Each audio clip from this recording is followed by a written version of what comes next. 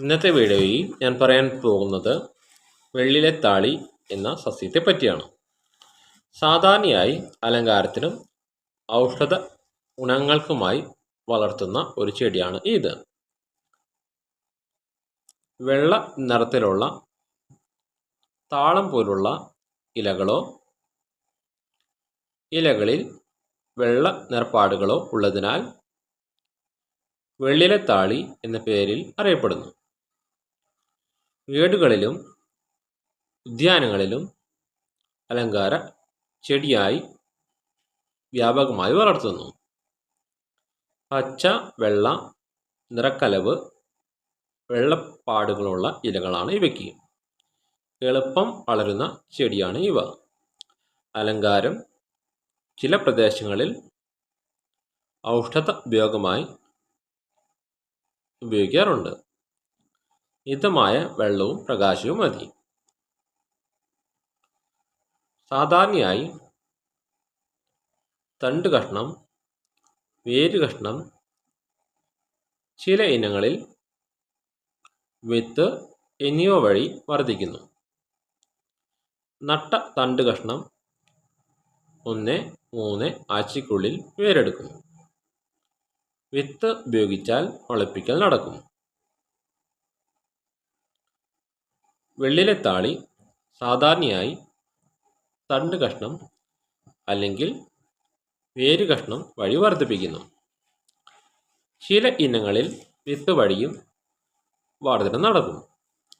നട്ട തണ്ട് കഷ്ണം 1-3 ആഴ്ചയ്ക്കുള്ളിൽ വേരെടുക്കും.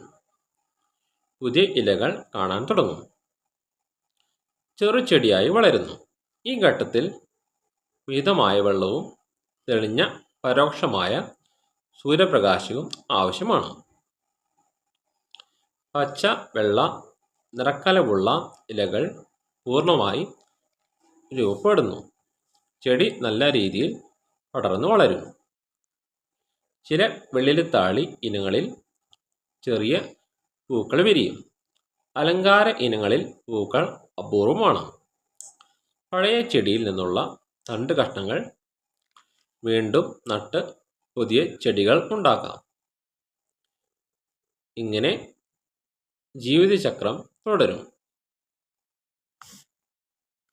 മുസാന്തയുടെ വർഗത്തിൽ ഉൾപ്പെടുന്ന ചെടിയാണ് വെള്ളില.